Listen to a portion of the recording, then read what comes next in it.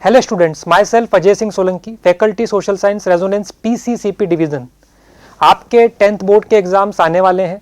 लगभग सभी स्कूल में कोचिंग्स के अंदर आपके प्री बोर्ड के जो एग्जाम्स है वो चल रहे हैं। आज मैं आपके लिए बिल्कुल एक फ्रेश टॉपिक लेकर के आया हूँ।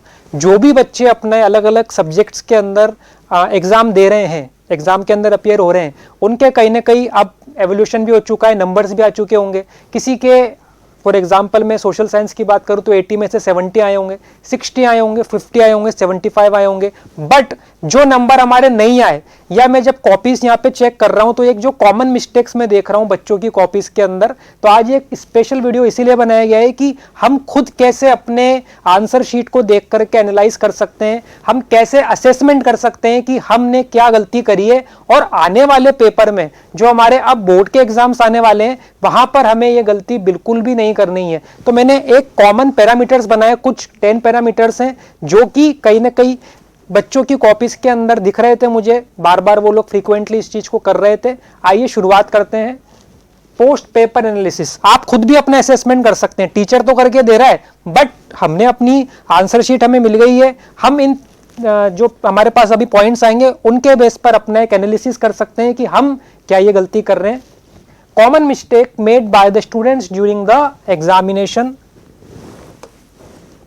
सबसे पहले remember this points when you right an answer. Relevant content, अब मैं जब यहाँ पे बात कर रहा हूं तो रेलेवेंट कंटेंट बहुत जरूरी है। अगर हम अपना कंटेंट, मैं सोशल साइंस की बात करूंगा, सोशल साइंस के अंदर जनरली होता क्या है, हमारे को जब क्वेश्चन नहीं आ रहा है तो हम बहुत कुछ उसके अंदर स्टोरीज लिख देते हैं, ठीक है, बट आप कहीं ना कहीं जो आपका एनसीईआरटी के अंदर गिवन है कुछ कीवर्ड्स उसके अंदर इंक्लूड करेंगे, तब जाकर के आंसर एक प्रॉपर बन पाएगा। ठीक है, हमें नहीं आ रहा है, हम अपना जो हमें आइडिया लग रहा है उस चैप्टर से, जो हमें समझ में आ रहा है हम लिख सकते हैं, बट फिर हम पूरे नंबर की उम्मीद नहीं कर सकते हैं। अब जब मैंने कॉपीज चेक करी बच्चों की तो कहीं ना कहीं मैंने कुछ इमेजेस ली हैं। Democracy is a better form of government than any other form of government in the following ways. ठीक है, बच्चे के सामने एक पूछा question, it enhances the dignity of the individual, it provides equal right to citizen, it allows room to correct mistakes, it give freedom to correct wrong decisions. तो कहीं ना कहीं वो क्या कर रहा है, यहाँ पे पॉइंट वाइज अपना आंसर लेकर के चल रहा है, और कहीं ना कहीं उसका कंटेंट जो है वो रेलेवेंसी दिखा रहा है जो उसके अंदर एनसीईआरटी के अंदर दे रखा है। ठीक है, तो हमें ध्यान रखना है हमारा जो कंटेंट है वो रेलेवेंट होना चाहिए। अगर हम अच्छे नंबर की उम्मीद कर रहे हैं, हम यहाँ पर कोई कहानी नहीं लिख रहे हैं, हम स्टोरी नहीं लिख रहे हैं, जो हमारा मन करेगा हम लिख देंगे। वो हमें तब करना है जब हमारे को क्वेश्चन नहीं आ रहा है, उस पर भी मैं अभी आगे आऊंगा। हमें कोई भी क्वेश्चन यहाँ पे स्किप नहीं करना है। हमें अगर नहीं आ रहा है तो जो चैप्टर के बारे में पता है, जो कुछ हमें पता है हम लिख दें, बट जो अच्छे मार्क्स की उम्मीद कर रहे हैं कहीं ना कहीं उन्हें अपने कंटेंट के अंदर जो क्वालिटी है आंसर की उसको सुधार करना पड़ेगा। और वो कैसे होएगा, जब आप लगातार सैंपल पेपर प्रैक्टिस कर रहे हैं, आपके स्कूल्स में, कोचिंग्स में जो प्री बोर्ड्स हो रहे हैं उनके अंदर आप प्रॉपरली अपना पेपर दे करके आ रहे हैं। तो पहला पॉइंट क्लियर है, कंटेंट रेलेवेंट होना चाहिए। कुछ कीवर्ड्स आप अपने एनसीईआरटी से पॉइंट आउट कर लीजिए और उसको अपने आंसर के अंदर लेकर के आइए, दिखाइए एग्जामिनर को कि हमने अच्छे से पढ़ाई करी है और हम अच्छा अपना नंबर लेकर के आएंगे।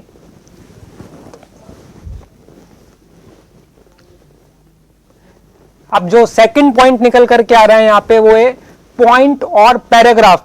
सोशल साइंस के अंदर हमेशा बच्चे को एक कंफ्यूजन रहता है कि सर मैं पॉइंट्स में लिखूं या पैराग्राफ में लिखूं। अगर आपको आंसर अच्छे से पता है तो आप डेफिनेटली पॉइंट में लिख करके आइए। अगर आपको लग रहा है कि मुझे इस क्वेश्चन में थोड़ा सा मैं कंफर्टेबल नहीं हूं, मुझे बहुत ज्यादा कॉन्फिडेंस नहीं है, तो आप पैराग्राफ में लिख सकते हैं। कोई ऐसा गोल्डन रूल नहीं है कि आपको पॉइंट्स में लिखना है, पैराग्राफ में लिखना है, आपकी इच्छा है। बट जब हम पॉइंट में कोई चीज लिखते हैं तो एक एग्जामिनर जब चेक करता है तो उसको क्लियरली पता पड़ता है कि इस बच्चे ने इस आंसर को अच्छे से बाइफरकेट किया है। नंबर देने में आराम से उसको भी सहूलियत रहती है। पैराग्राफ में उसको पूरा पढ़ना पड़ेगा, सारी चीजें देखनी पड़ेंगी। तो मेरा तो यही आपसे निवेदन है कि आप पॉइंट्स के अंदर आंसर लिख करके आइए। अब अगर हम पॉइंट्स के अंदर आंसर लिख रहे हैं तो एक क्लियरली हमको समझ में आ जाता है बच्चे ने कैसे आंसर लिखा है। ठीक है, roadways still have an edge over railways, एक क्वेश्चन है बहुत अच्छा आपका lifelines of national economy से, कई बार बोर्ड के अंदर आ चुका है। Why roadways still have an edge over railways, तो बच्चे ने क्लियरली यहाँ पे पॉइंट वाइज उस आंसर को दे दिया है। जब मैं आंसर चेक करूंगा तो मुझे क्लियरली दिखता जाएगा बच्चे ने क्या आंसर लिखा है, क्या उसकी समझ है क्वेश्चन को लेकर के। ठीक है, एक चीज आप और देख रहे हैं यहाँ पे, उसने आंसर नंबर लिख रखा है और पॉइंट वाइज दे रखा है। पॉइंट लगा रखे हैं, हम 1 2 3 4 5 कर सकते हैं, पॉइंट कर सकते हैं आपका। और एक आंसर है नीचे मास कम्युनिकेशन, पर्सनल कम्युनिकेशन, तो आप देख रहे हैं यहां पे मास कम्युनिकेशन वाले पार्ट पे, पर्सनल कम्युनिकेशन वाले पार्ट पे उसने ऑलरेडी क्या कर दिया, हाईलाइट कर दिया है। तो वो एग्जामिनर को बोल रहा है कि आप एक बार इसको जरूर देखिए, पढ़िए, कहीं ना कहीं वो उसकी अटेंशन को अट्रैक्ट कर रहा है कि देखिए जरूर। तो ये छोटी छोटी चीजें हैं जिनको हम क्या कर सकते हैं, जब हम अपना आंसर लिख रहे हैं आंसर शीट के अंदर तो यूज कर सकते हैं। जनरली आपको टीचर्स कहते होंगे कि आपको बहुत अच्छी हैंड राइटिंग में लिखना है, अट्रैक्टिव बनाना है, तो क्या तरीके हैं, हमको क्या सजाना है अपनी आंसर शीट? नहीं, बट हम जो भी करके आ रहे हैं वो इस तरीके से करके आए कि सामने वाले को अच्छे से वो पढ़ सके, समझ में आ जाए और एक क्लियर प्रेजेंटेशन उसके सामने रहे। तो हमारा जो पॉइंट है, पॉइंट और पैराग्राफ क्लियर हो गया होगा अब आपको। अगर आंसर पता है तो डेफिनेटली पॉइंट में लिख करके आना है, नहीं पता है तो ठीक है, हम पैराग्राफ में भी लिख सकते हैं, कोई उसके अंदर मना नहीं है। वर्ड लिमिट, जब आपका सब्जेक्टिव पेपर होते हैं तो जनरली होता क्या है, हमें जब आंसर अच्छे से आता है तो हम बहुत सारा लिख देते हैं, नहीं आता है तो बात अलग है, हम वर्ड लिमिट का ध्यान नहीं रखते हैं। जब आपका पेपर सेट किया जाता है तो उसके अंदर कहीं ना कहीं बच्चों से पेपर कराया जाता है, टीचर्स उस चीज को देखते हैं, कई लेयर से पेपर निकलता है। तो वो जो 3 घंटे तैयार पेपर जो तैयार किया गया उस हिसाब से तैयार किया है कि 3 घंटे में एक एवरेज बच्चा कर लेगा।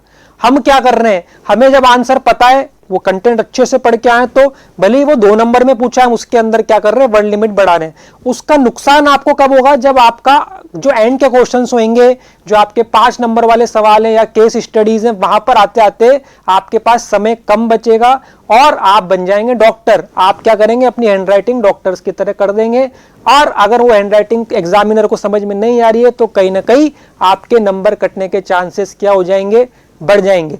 टाइम मैनेजमेंट बहुत जरूरी है। इसके लिए आपको बहुत सिंपल सी बात है, जब आप अपने पेपर दे रहे हैं स्कूल में, घर पे सैंपल पेपर सॉल्व कर रहे हैं, तो घड़ी लगा करके सामने देखिए, उस पर भी मैं अभी आऊंगा कि किस सेक्शन को हमें कितने टाइम के अंदर कंप्लीट करना है और हमें वर्ड लिमिट का ध्यान रखना है। जब आप बार बार पेपर दे रहे हैं तो एक आइडिया लग जाता है। ये बिगनर्स के लिए कि उन्हें देखना है कितने लाइंस में, कितने वर्ड्स में, ये सब शुरुआत वाली बातें हैं। बट मुझे लगता है कि अभी बिल्कुल जब अपना आखिरी टाइम चल रहा है, अगर आपने अच्छे से प्रैक्टिस कर रखी है तो आपको आइडिया लग जाएगा कि मेरा यह आंसर वर्ड लिमिट तक जा रहा है।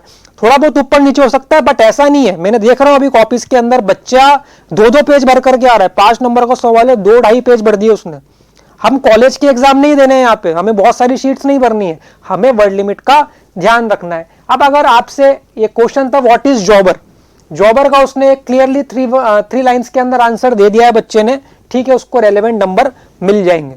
तो वर्ड लिमिट का ध्यान रखें, वरना क्या होगा, आगे अपना पेपर पूरा नहीं हो पाएगा और हमारे नंबर कहीं ना कहीं कट जाएंगे।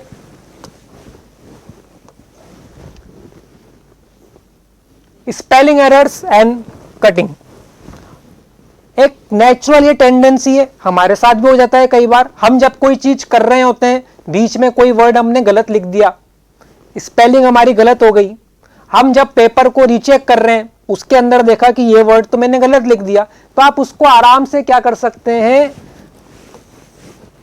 कट करके और आगे बढ़ जाए।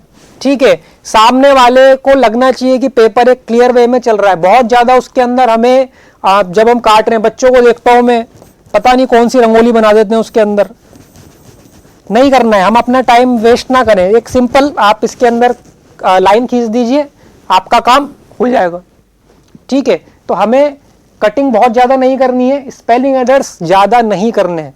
ठीक है, आप जब आंसर लिख रहे हैं तो कहीं ना कहीं देखें कि क्या मैं प्रॉपरली आंसर फ्रेम कर रहा हूं। ठीक है, नहीं हो पा रहा है, ऐसा नहीं है कि छोड़ करके आ जाना है, बट इस चीज का भी हम ध्यान रखें, क्योंकि हम अपना मकसद क्या है, अच्छे नंबर लेकर के आना है। तो हम एग्जामिनर को मौका ना दें कि हम अपना जब स्पेलिंग्स गलत करके आ रहे हैं तो उसके अंदर वो बहुत सारे सर्कल बनाएं और उसके लिए भी हमारे नंबर काट लिए जाएं। ठीक है,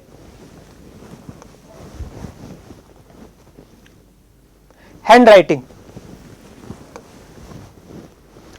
अगर आपकी हैंड राइटिंग, मैं ये नहीं कह रहा हूं कि आपको बहुत अच्छी कर्सिव हैंड राइटिंग होनी चाहिए, क्योंकि वो बहुत जल्दी अब आप सीख भी नहीं सकते हैं, बट कम से कम हैंड राइटिंग ऐसी रखें जो एग्जामिनर अच्छे से उसको पढ़ सके, उसको स्ट्रेन ना आए पढ़ने के अंदर। हम अगर अपनी हैंडराइटिंग अच्छी नहीं है, अगर हम अच्छे से अपना पेपर के अंदर आंसर प्रेजेंट नहीं कर पा रहे हैं, तो आप ये मत सोचिएगा कि आपको फुल मार्क्स मिल जाएंगे, क्योंकि कहीं ना कहीं जब वो आंसर पढ़ रहा होगा उसको अगर वो वर्ड समझ में नहीं आया तो दिक्कत हो जाएगी। मैं जब कॉपीज चेक करता हूं तो कई बार बच्चे आई को किस तरीके से बना रहे हैं, ई है, आई है, तो ये बहुत छोटी छोटी इंग्लिश के पेपर के अंदर भी हम देख सकते हैं। आप अपना जब वर्ड लिख रहे हैं तो वर्ड ही इस तरीके से लिख रहे हैं कि सामने वाला उसको समझ जाएगा, नहीं समझ पाया तो वो क्या समझेगा, और एक वर्ड गलत होती है पूरा आपका आगे वो उस चीज को गलत समझ लेगा, काट सकता है। तो हमें अपना इस चीज का भी ध्यान रखना है कि हम वर्ड प्रॉपरली लिखें। और हैंड राइटिंग, अब आप ये देखिए टॉपर कॉपी है जो मैंने नेट से निकाली, अब इसके अंदर क्लियरली हमें विजिबल है हैंड राइटिंग। आप देखिए बच्चे की बिल्कुल क्लियर है, साथ में उसने जिस जिस जगह पर भी उसको जरूरत पड़ रही थी उसने क्या किया है, नीचे अंडरलाइन कर रखा है। ये देखो आप, ये टॉपर्स कॉपी है, तो नंबर तो मिलेंगे। अब वो भी बच्चे को 3 घंटे ही मिले थे, बट उसने पेंसिल से क्या कर रखा है, जिस जिस जगह उसे लगा उसने क्या कर रखा है, अंडरलाइन भी कर रखा है, और राइटिंग क्लियर दिख रही है हमें कि एग्जामिनर आराम से उसको पढ़ करके समझ जाएगा और नंबर दे देगा। तो हैंड राइटिंग का भी कहीं ना कहीं एक इंपॉर्टेंट रोल है। कोशिश करें कि हम इस तरीके से लिख के आए कि सामने वाले को आपका लिखा हुआ समझ में आ जाए। अब क्या है आगे, डेट्स एंड ईयर। चलो सोशल साइंस की जब हम बात करते हैं तो सोशल साइंस के अंदर हमें कई बार ये एक दुविधा रहती है कि डेट्स एंड ईयर्स याद हैं तो लिख करके आओ, डेफिनेटली नहीं याद तो ऐसी गलती मत करना है कि सर हमें लग रहा था गांधी जी 1915 में आए थे, 17 में आए थे, हम तो 17 लिख करके आ गए। नहीं, आता है तो लिख देना, नहीं आता तो स्किप कर देना। गलत लिख करके ही नहीं आना है, मौका नहीं देना है नंबर काटने का। अब इस बच्चे ने यहाँ पे देखिए जा ईयर्स की हम बात करें, क्लियरली लिखा भी और अंडरलाइन भी कर दिया कि देखो आप, मुझे पता है, मेरे को याद है ईयर्स। ये देखिए जहां पर पे डेटा है उस बच्चे ने बहुत आराम से उस जगह पर उस चीज को प्रेजेंट किया, इवन अंडरलाइन तक कर दिया उसने। ये देखिए in 1944 the Bretton Woods conference in New Hampshire the IMF। ठीक है, तो ईयर्स हो गए, डेटा हो गया, इन सब चीजों को आप अगर पता है तो लिख भी दें और एक नीचे अंडरलाइन भी कर दें कि ये लो, आप इसको तो देख ही लेना, हमें ईयर पता है। जनरली बच्चे डेट्स एंड ईयर्स उतना नहीं लिखते हैं, बट हम अगर लिख करके आ रहे हैं तो ये हमारे लिए क्या हो जाएगा, एक एडेड एडवांटेज है। हमें अपना पेपर दूसरों से अलग करना है, तभी हम ज्यादा नंबर लेकर के आ पाएंगे। और उसके लिए तरीके कोई बहुत ज्यादा चीजें नहीं करनी है हमें, बस छोटी छोटी चीजें जो हम अपने आंसर शीट के अंदर इंक्लूड कर सकते हैं, इन्वॉल्व कर सकते हैं और अपने आंसर को बेटर बना सकते हैं बाकी बच्चों से। लगना चाहिए एग्जामिनर को, जब वो लगातार कॉपीज चेक करता रहता है, कोई एक ऐसी कॉपी आती है जो उसको भी मजा आए चेक करने में, तो वो और अच्छे से उसको चेक करता है। ठीक है, केस स्टडीज।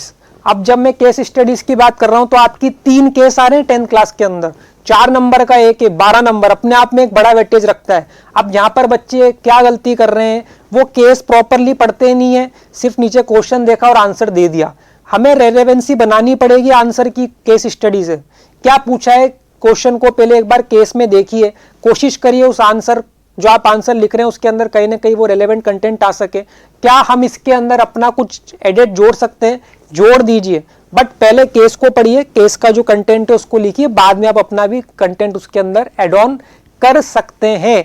और फिर मैं कह रहा हूं वर्ड लिमिट का ध्यान रखें, अगर ईयर पूछा है तो ईयर लिख करके आगे बढ़ जाएं, क्योंकि टाइम नहीं बचेगा एंड में। हमें अभी आएंगे आगे टाइम प्लान पे, टाइम नहीं बचेगा तो हम अपना जो आंसर शीट है उसके अंदर नहीं देख पाएंगे कि हमने क्या गलती करी है, हम उसको प्रॉपरली रिवाइज नहीं कर पाएंगे। ठीक है, तो केस स्टडीज इंपॉर्टेंट है, 12 नंबर की आ रही है, हमें बहुत अच्छे से क्या करना है, इनको अटेम्प्ट करना है। और मैं मानता हूं कि इसके अंदर तो बच्चे के नंबर नहीं कटेंगे। अगर आपने साल भर अच्छे से पढ़ाई करी है तो ये केस स्टडीज कहीं से भी आ सकती है। जनरली आपके जो NCERT में सोर्सेज दे रखे हैं अलग अलग चैप्टर्स के अंदर, वहां से आ सकती है। किसी पैराग्राफ के थ्रू क्वेश्चंस बन जाए तो हमें कॉन्फिडेंटली क्या करना है, इन्हें अटेम्प्ट करके आना है, बिल्कुल भी इसके अंदर नहीं घबराना है। आपने अगर अच्छे से पढ़ाई कर रखी है तो आप ये मान के चलें आप अपने केस स्टडी अच्छे से क्या करके आएंगे, वहां पे अटेम्प्ट करके आएंगे। टाइम मैनेजमेंट एक इंपॉर्टेंट फैक्टर है। अब ये जनरली ऐसा नहीं है कि आपको ये फॉलो करना ही है, मैंने मेरे हिसाब से बना दिया है।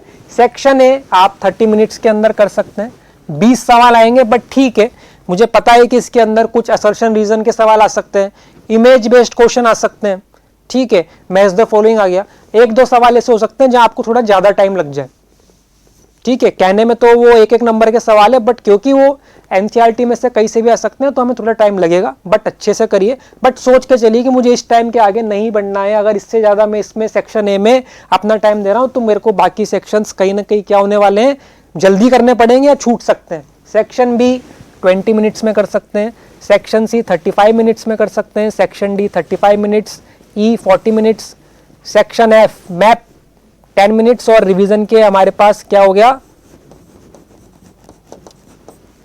10 मिनट्स रहने चाहिए।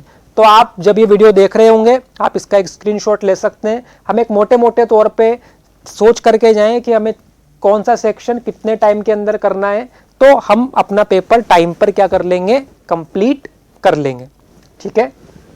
अभी आ रही है कई बच्चों की दिक्कत, सर हमारा आखिरी में 2 क्वेश्चन छूट गए, सर हमारा मैप पार्ट तो हो ही नहीं पाया, टाइम ही खत्म हो गया था। क्यों? क्योंकि हम शुरुआत में टाइम ज्यादा ले रहे हैं और एंड में हमें टाइम नहीं मिल पा रहा है। Mention question number and section. देखिए, अब बच्चा कई बार जल्दीबाजी कह लीजिए, हड़बड़ाहट कह लीजिए, जो भी है, आपका आंसर लिख रहा है बट क्वेश्चन नंबर प्रॉपर नहीं लिख रहा है, लिख ही नहीं रहा है, लिख रहा है तो ऐसा लिख रहा है कि हमें कंफ्यूजन हो रहा है।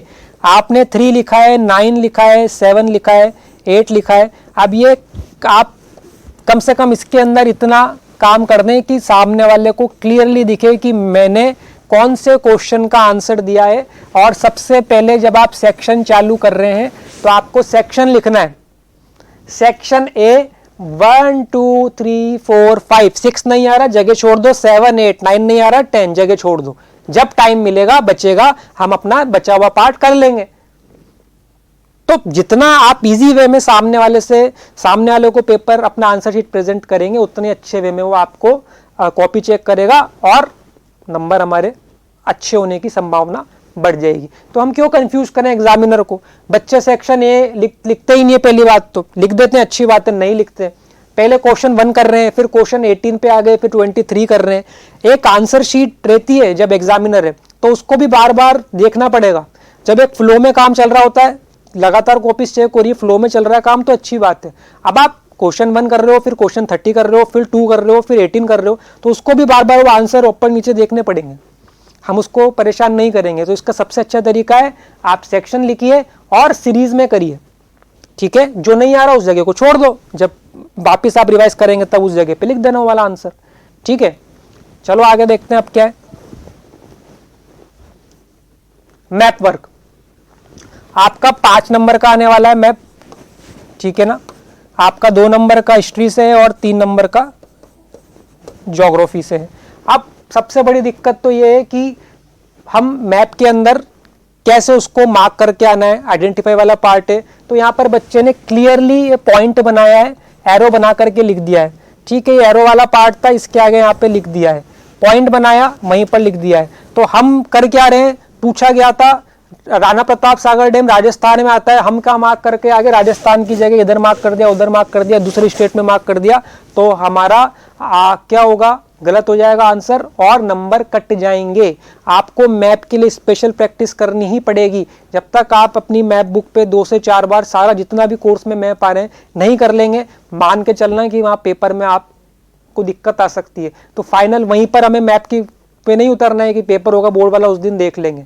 एक मैप बुक खरीदिए, जो आपका मैप का सिलेबस है उसका प्रैक्टिस करिए, ताकि आपको दिक्कत नहीं आएगी जब आपका फाइनल आपको पेपर देने जाना होगा, ठीक है। तो इंपॉर्टेंट है, 5 नंबर का आता है, 5 नंबर की 1% होती है, ये भी आप याद रख लीजिए। तो बहुत अच्छे से हमें इसको करके आना है और 1 नंबर भी नहीं कटना चाहिए आपका, 1 नंबर भी नहीं कटना चाहिए मैप में। कई बार बच्चे कहते हैं सर 1 नंबर कट जाएगा, कोई बात नहीं, नहीं कटना चाहिए। बहुत सिंपल सा पार्ट है, प्रैक्टिस करोगे याद हो जाएगा, अच्छे से करके आइए। चलिए कंक्लूजन। अब सबसे पहले तो फॉलो ABC अप्रोच। जब आप पेपर देने जा रहे हैं तो कुछ भी नहीं है, ये चीज अगर हमारे साथ है तो हम पेपर को अच्छे से दे पाएंगे। Always be confident. हमको पता है अब ये हमारे सामने पेपर आ चुका है, हमें इसको देना ही है, हमारे पास कोई ऑप्शन नहीं है दूसरा, तो कॉन्फिडेंटली आप क्या करें, अपने आंसर्स को अटेम्प्ट करें। हो सकता है कोई क्वेश्चन ऐसा आया जिसका आंसर नहीं पता, ये देखो कौन से चैप्टर से आया है, पता पड़ गया इस चैप्टर से आया है, चलो अब इस चैप्टर के अंदर कौन सा टॉपिक था आसपास का जो मुझे याद आ रहा है, चलो अब उसमें मैंने क्या टीचर ने पढ़ाया था मुझे कितना याद है, कुछ इन्वॉल्व करो उन चीजों को, लिख करके आओ। कम से कम चैप्टर जो है उसका ही लिख करके आओगे तो संभावना है कि नंबर आपको मिल जाएंगे। पूछा एग्रीकल्चर चैप्टर का है, लिख करके आ रहे हो जेंडर रिलीजन कास्ट का, तो कैसे नंबर देगा टीचर। ठीक है, तो जब हम अपने मन से लिख रहे हैं तब उसके अंदर भी थोड़ी सी हमें स्मार्टनेस चाहिए। तो हमेशा एबीसी अप्रोच अपनी लाइफ में अप्लाई करें, जहां पर भी आपको एग्जाम दे रहे हैं। ऑलवेज बी कॉन्फिडेंट, कॉन्फिडेंट रहोगे दिक्कत नहीं आएगी। Don't try to just cram, just connect your question with the chapter and answer the question within word limit. हमें रटना नहीं है, हमें चैप्टर्स के अंदर जो आपके अलग अलग टॉपिक्स है उनको कनेक्ट करते हुए अपने चैप्टर को पढ़ना है, और उसका जब पेपर होगा तो आंसर दे करके आना है वर्ड लिमिट का ध्यान रखते हुए। ठीक है, कैसे कर सकते हैं। गांधी जी इंडिया में आए, चंपारण, खेड़ा, अहमदाबाद,